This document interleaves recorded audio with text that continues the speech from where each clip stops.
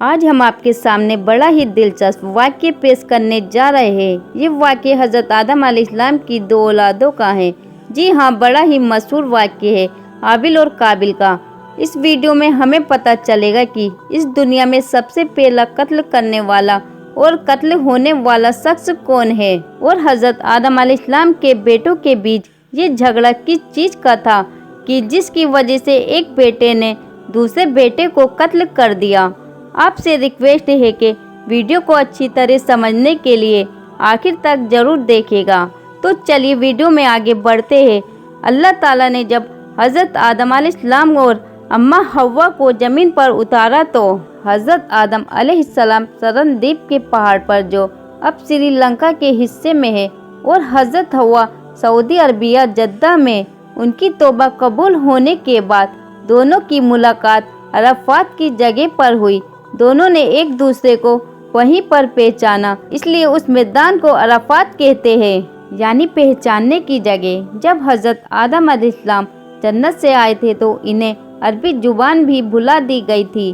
بہت دنوں تک سریانی زبان میں دعا کرتے رہے تو توبہ قبول ہوئی، اور توبہ قبول ہونے کے بعد عربی زبان پھر سے آپ کو ادا کر دی گئی۔ پھر حضرت جبریل علیہ السلام نے پوری دنیا کے جانوروں کو آواز لگائی کہ یہ جانوروں، اللہ تعالیٰ نے تمہارے لیے اپنا خلیفہ بھیجا ہے، ان کا حکم مانو اور ان کی فرما برداری کرو۔ دریائے جانوروں نے سر اٹھا کر ان کی بات کو مان لیا، اور زمین پر رہنے والے جانور آپ کے آس پاس جمع ہو گئے۔ تو حضرت آدم علیہ السلام ان پہ ہاتھ پھیرنے لگے۔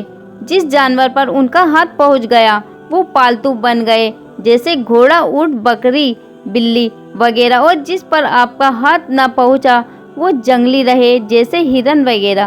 اس واقعے کے بعد حضرت آدم علیہ السلام نے عرض کیا، اے میرے مولا، میری اولاد بہت کمزور ہے، ابلیس کا دھوکہ بہت سخت ہے، اگر تو ان کی مدد نہ کرے تو وہ ابلیس سے کیسے بچ سکتے ہیں؟ اللہ تعالیٰ کا حکم آیا، اے آدم، تمہارے اور ایک کام تھے، تمہاری اولاد کے اور ایک کام ہوں گے۔ ہم ہر انسان کے ساتھ ایک فرشتہ رکھیں گے۔ تب آپ نے خوش ہو کر شکریہ کیا۔ حضرت حوا 20 یا 40 دفعہ حضرت آدم علیہ السلام سے حاملہ ہوئی، اور ہر حاملے میں 2 بچے پیدا ہوئے، ایک لڑکا اور ایک لڑکی۔ ایک حمل سے دوسرے حمل کے بچوں کے بارے میں ایسا حکم تھا جیسے کہ الگ ماں باپ کے بچوں میں ہوتا ہے۔ یدی پہلے حمل سے ہونے والے بچے کا دوسرے حمل سے ہونے والے بچے کے ساتھ نکاح ہوتا تھا، اسی طرح دوسرے لڑکے کا پہلی والی لڑکی کے ساتھ نکاح ہونا تھا۔ اس وقت دنیا میں ایسا قانون تھا کہ ایک حاملہ ہونے کے بعد پھر دوسرا جو حمل ہوتا تھا آپس میں نکاح ہوتا تھا، لیکن بعد میں اس قانون کو بدل دیا گیا۔ حضرت آدم علیہ السلام کے 2 بچے ہر حمل میں پیدا ہوئے، سوائے حضرت شیش علیہ السلام کے۔ حضرت حوا نے حضرت شیش علیہ السلام کو صرف اکیلے ہی پیدا کیا، ان کے ساتھ جڑوا کوئی بچہ نہیں تھا۔ یہ نبی کریم صلی اللہ تعالیٰ علیہ وسلم کی عزت اور مرتبے کے لیے نبی کریم صلی اللہ تعالیٰ علیہ وسلم کا نور آدم علیہ السلام سے ٹرانسفر ہوتے ہوئے شیش علیہ السلام کے پاس آ گیا۔ حضرت آدم علیہ السلام نے حضرت شیش علیہ السلام کو یہ سمجھایا کہ یہ نور مبارک پاک عورت کی طرف ٹرانسفر کرنا۔ پھر حضرت شیش علیہ السلام نے اپنے بیٹوں کو یہ بات سمجھائی، اور اسی طرح یہ سلسلہ حضرت عبداللہ مطلب، جو کہ حضور اکرم صلی اللہ تعالیٰ علیہ وسلم کے دادا تھے، ان تک چلتا رہا۔ ہر ایک نے اپنے بیٹے کو اس نور کا شکم کی طرف ٹرانسفر کرنے کی وصیت کی۔ حضرت آدم علیہ السلام کی وفات کے وقت آپ کی اولادیں بہت ہی زیادہ ہو گئی تھی۔ کتاب تفسیر ساوی اور جمال وغیرہ میں آپ کی اولاد کی تعداد 1 لاکھ پہنچ جانے کا ذکر ملتا ہے۔ بہرحال حضرت آدم علیہ السلام کے اپنے بیٹوں میں سے قابیل حابیل تھے۔ قابیل بڑا تھا، حابیل چھوٹا تھا۔ قابیل کسان تھا جو کھیتی باڑی کرتا تھا، اور حابیل بکریاں چراتا تھا۔ قابیل کے ساتھ پیدا ہونے والی لڑکی کا نام اکلیمہ تھا، جو بہت ہی زیادہ خوبصورت تھی، اور حابیل کے ساتھ پیدا ہونے والی لڑکی کا نام لیودا تھا، جو کہ خوبصورتی میں کچھ کم تھی۔ حضرت آدم علیہ السلام کی شریعت کے قانون کے مطابق قابیل کے ساتھ پیدا ہونے والی لڑکی کا نکاح حابیل سے، हाबिल के साथ पैदा होने वाली लड़की का निकाह काबिल से होना था, लेकिन काबिल ने ऐसा करने से इनकार कर दिया। उसने कहा कि मेरे साथ पैदा होने वाली लड़की का निकाह ही मेरे साथ होगा। उस वक्त ऐसा कानून था, जो बच्चे साथ में पैदा होते थे उनको छोड़कर अगले हमल वाले बच्चों से, यानी अगली बार पैदा होने वाले बच्चों से उनका निकाह किया जाता था। लेकिन आज ये हराम है। बहरहाल जब काबिल ने जिद मचाना शुरू कर दी तो हज़रत आदम अलैहिस्सलाम ने कहा, तुम दोनों अल्लाह की राह में कुर्बानी पेश करो। जो सच्चा होगा उसकी कुर्बानी कबूल हो जाएगी और जो झूठा होगा उसकी कुर्बानी कबूल ना होगी। उस वक्त कबूलियत की ये निशानियाँ थी, यानी उस वक्त कबूलियत ऐसे होती थी कि जिसकी कुर्बानी कबूल होने को होती तो उसे कुदरती तौर पर आने वाली आग खा जाती थी, और जो कबूल ना होती तो उसे आग नहीं खाती।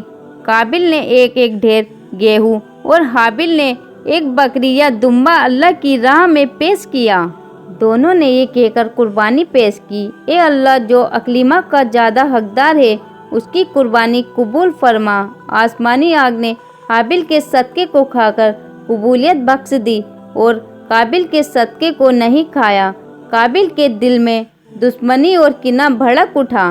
उसने हाबिल को कत्ल करने की धमकी दे दी। अल्लाह ताला ने इस वाक़ये को कुरान मजीद की सूरह माइदा आयत नंबर 27 में इरशाद फरमाया, तर्जुमा, और उन्हें पकड़कर सुनाओ आदम के दो बेटों की सच्ची खबर। जब दोनों ने एक एक नियाज पेश की तो एक की कबूल हुई और दूसरे की कबूल ना हुई, तो बोला, कसम है मैं तुझे कत्ल कर दूंगा। कहा, अल्लाह उसी से कबूल करता है जिसे डर है। बेशक अगर तू अपना हाथ मुझ पर बढ़ाएगा कि मुझे कत्ल करे तो मैं अपना हाथ तुझ पर न बढ़ाऊंगा कि तुझे कत्ल करूं। मैं अल्लाह से डरता हूं जो सारे जहान का मालिक है। मैं तो ये चाहता हूं कि मेरा और तेरा गुनाह ही तेरे ही पल्ले पड़े, तू तो दोज़खी हो जाए, और बेइंसाफों की यही सज़ा है। आखिरकार काबिल ने हाबिल को कत्ल कर ही दिया। हज़रत आदम अलैहिस्सलाम मक्का शरीफ गए हुए थे। काबिल ने हज़रत आदम अलैहिस्सलाम की गैर मौजूदगी में अपने भाई हाबिल को कत्ल कर दिया था। ये दुनिया का पहला कत्ल था, इसलिए काबिल जानता नहीं था कि वो अपने भाई को कैसे कत्ल करे। तो शैतान लाइन ने उसके सामने एक परिंदे का सर पत्थर पर रखकर दूसरे पत्थर से कुचल दिया। काबिल को पता चल गया कि इस तरह मुझे भी कत्ल करना है। हाबिल बकरी चराते थे, एक दरख्त के नीचे सोए हुए थे। काबिल ने उनके सर पर पत्थर मारा और उन्हें कत्ल कर दिया। उस वक्त हाबिल की उम्र 20 साल थी। अब्दुल रहमान बिन फजाला से मरवी है, काबिल ने हाबिल का कत्ल कर दिया तो उसकी अक्ल ख़त्म हो गई, यानी दिल में समझने की सलाहियत ख़त्म हो गई। इसी तरह पागल ही रहा।